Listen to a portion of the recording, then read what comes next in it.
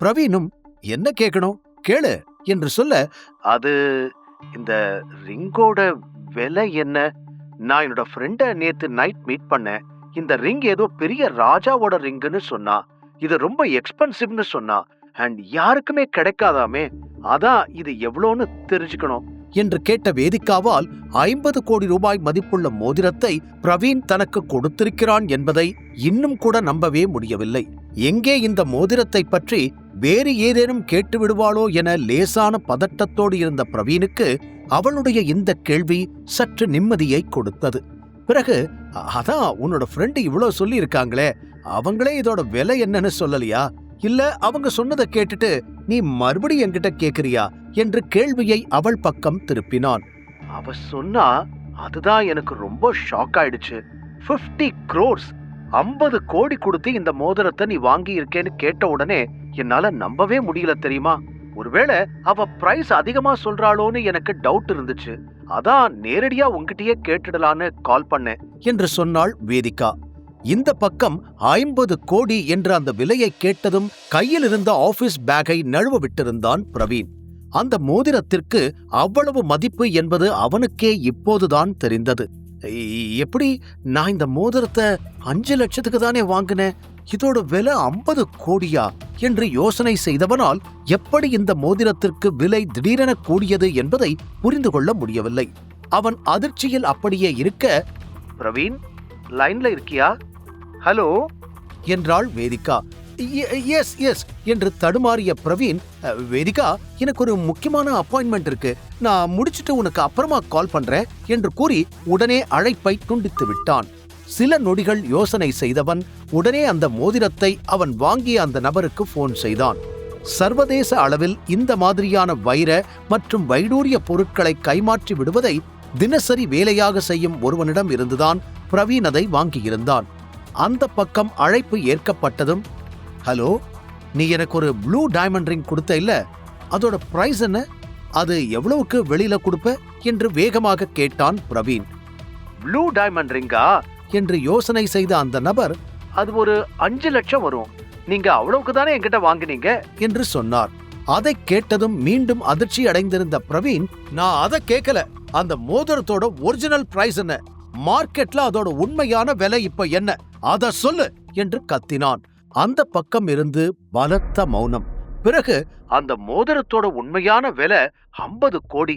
ஆனா அந்த மோதிரத்தை நீங்க வெளியில விலை கொடுத்து வாங்க முடியாது, நீங்க எவ்வளவு பணம் வச்சிருந்தாலும் அது உங்களுக்கு கிடைக்காது என்று சொல்லிக்கொண்டே போக, அப்புறம் எப்படி நீ எனக்கு அதை கொடுத்த என்று கேட்டான் பிரவீன்.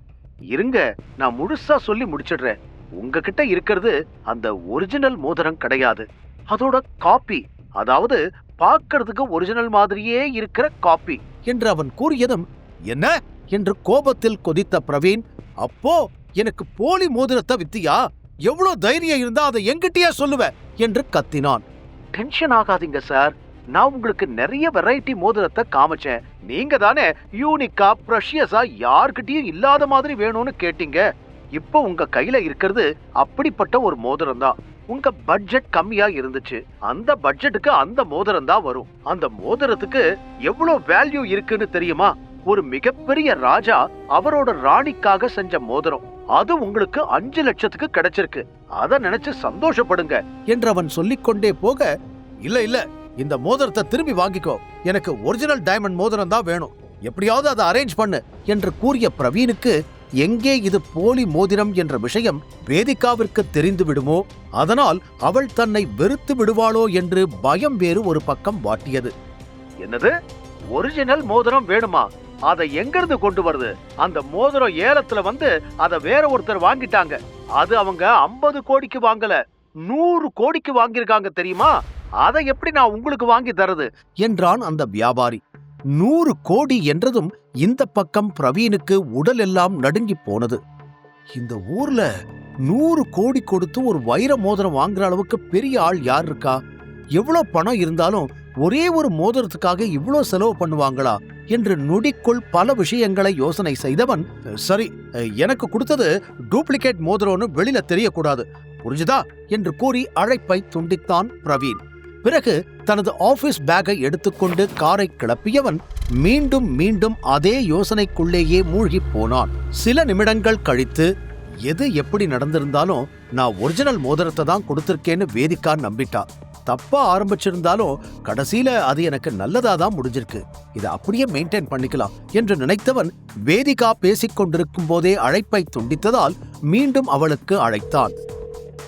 ஹலோ வேதிகா, கொஞ்சம் பிஸியா இருந்தேன், அதான் அப்ப பேச முடியல, கட் பண்ணிட்டேன். நீ என்ன கேட்டுக்கிட்டு இருந்த என்று போலி புன்னகையோடு பேச்சை ஆரம்பிக்க, அந்த பக்கம் நாம அந்த டைமண்ட் ரிங்க பத்தி பேசிக்கிட்டு இருந்தோம் என்று சொன்னாள் வேதிகா.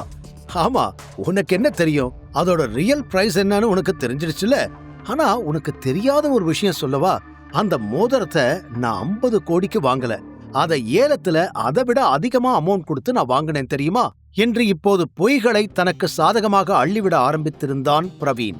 அந்த பக்கம் அதை கேட்டு அதிர்ந்து போன வேதிகா, இந்த மோதிரத்தை நீ ஏலத்துல வாங்கினியா, எதுக்கு என்று கேட்டாள். உனக்காக தான், யார்கிட்டயும் இல்லாத அளவுக்கு ஒரு பெரிய கிஃப்ட் உனக்கு கொடுக்கணும்னு நினைச்சேன், அதுக்காகத்தான் இதெல்லாம் பண்ணேன். நீ மட்டும் அந்த பிச்சைக்கார பையனை டிவோர்ஸ் பண்ணிட்டு வா, உனக்கு எவ்வளோ கிஃப்ட் வாங்கி தரேன்னு மட்டும் பாரு என்று தன்னுடைய பண செழுமையை அப்பட்டமாக காட்டினான் பிரவீன். அதை கேட்டு வாயடைத்து போனாள் வேதிகா. ஆனால் இப்போது அவனிடம் பணம் இல்லை. அவள் வாய் திறந்து கேட்டால் கூட எந்த விலை உயர்ந்த பொருளையும் அவனால் வாங்கித்தர முடியாது என்பது அவளுக்கு தெரியாமல் போனது.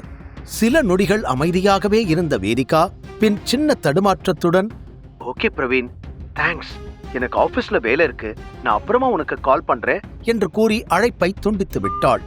அதே நேரம் தனது வேர்ஹவுஸுக்கு வந்த சர்வா ஸ்டாக் மெட்டீரியல் அனைத்தையும் சரிபார்த்து கொண்டிருந்தான். அப்போது அவனுக்கு சூர்யாவிடமிருந்து மெசேஜ் வந்திருந்தது.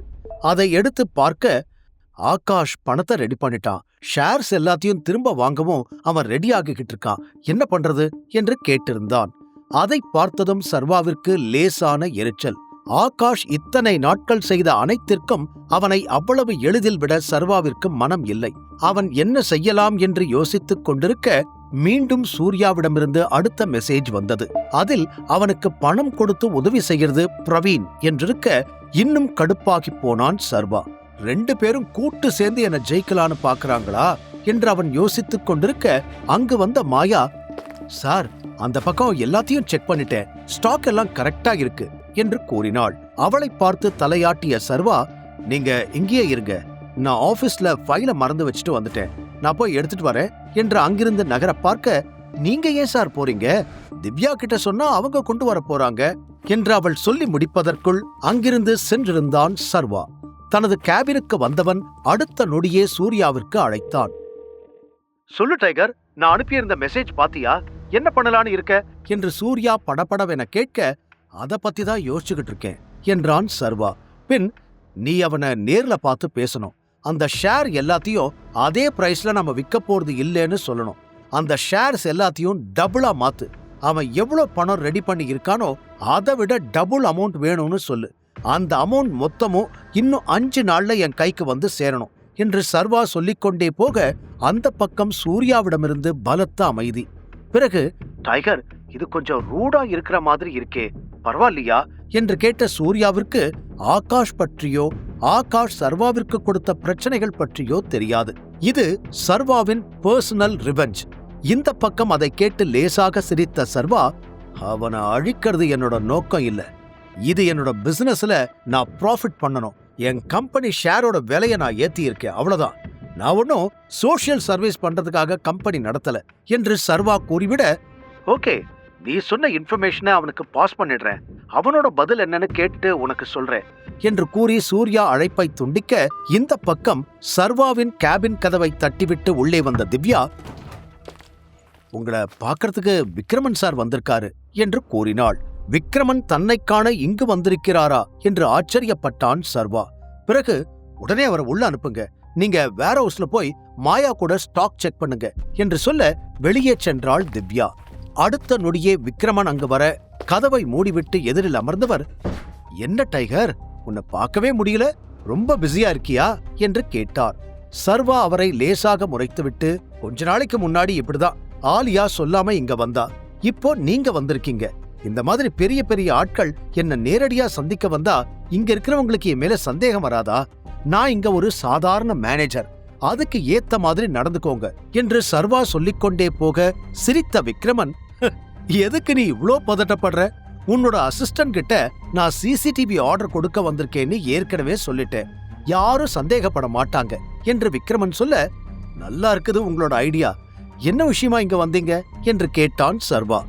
ஒரு முக்கியமான விஷயம், அத பத்தி உன்கிட்ட நேர்ல பேசத்தான் வந்திருக்கேன். உனக்கும் விக்டருக்கும் நேத்து நைட் ஏதோ பிரச்சனைன்னு கேள்விப்பட்டேன் என்று விக்ரமன் ஆரம்பிக்க, அவனை பத்தி பேசாதீங்க, அவன மாதிரி ஒரு மோசமானவனை நான் பார்த்ததே இல்ல, அப்படிப்பட்டவன் டைகர் குரூப்ல இருக்கிறது எனக்கு கேவலமா இருக்கு என்று சர்வா கோபத்தில் கைகளை முறுக்கிட, பொறுமையா இரு டைகர், நீ எதுக்காக உன்னோட அடையாளத்தை அவங்களுக்கு ரிவீல் பண்ண?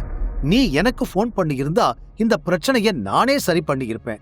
நீதான் டைகர்னு வெளியே சொல்றது எவ்வளவு பெரிய ரிஸ்க்னு உனக்கு தெரியும் தானே என்று சிறிது கோபத்துடன் கேட்டார் விக்ரமன். அதை கேட்டு தலையாட்டிய சர்வா, உங்களுக்கு கால் பண்ணணும்னு தான் நினைச்சேன், ஆனா அங்க நிலைமை கைய மீறி போயிடுச்சு, நான் இன்னும் ஒரு நிமிஷம் வெயிட் பண்ணி இருந்தா கூட அங்க என்ன நடந்திருக்கும் தெரியுமா என்று சர்வா கோபத்தோடு கேட்க, அங்க என்னதான் நடந்துச்சு டைகர் என்று கேட்டார் விக்ரமன், அவன் மூலமாக தெரிந்து கொள்ள வேண்டும் என்பதற்காக.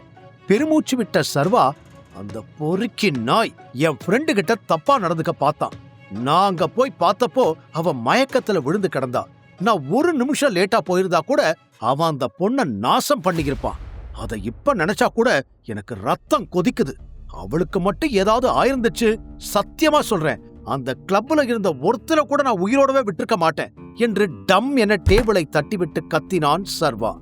விக்ரமனே அதைக் கண்டு ஒரு நொடி ஆடிப்போனார். நிச்சயம் இந்த விஷயத்தை லேசாக சர்வா விடுவான் என்ற நம்பிக்கை விக்ரமனுக்கு சுத்தமாக இல்லை. ஆனால் இதனால் சர்வாவின் உண்மையான அடையாளம் வெளியே தெரிந்து விடுமோ என பயந்தார். இந்த கிளப் பிரச்சனையை விக்ரமன் சரி செய்வாரா? விக்டருக்கு சர்வா என்ன தண்டனை கொடுக்கப் போகிறான்? பிரவீன் தனக்கு கொடுத்தது ஃபேக் டைமண்ட் ரிங் என்ற உண்மை வேதிகாவிற்கு தெரிய வருமா? தெரிந்து கொள்ள தொடர்ந்து கேளுங்கள் tiger returns, only on pocket FM.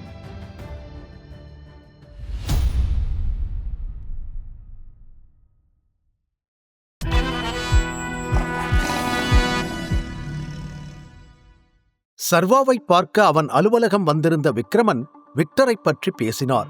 அதைக் கேட்டதும் சர்வாவிற்கு கட்டுக்கடங்காத கோபம் வர, ப்ளீஸ் டைகர், டென்ஷன் ஆகாத, கொஞ்சம் பொறுமையா இரு என்று அவனை கட்டுப்படுத்தினார் விக்ரமன். பெருமூச்சு விட்ட சர்வா,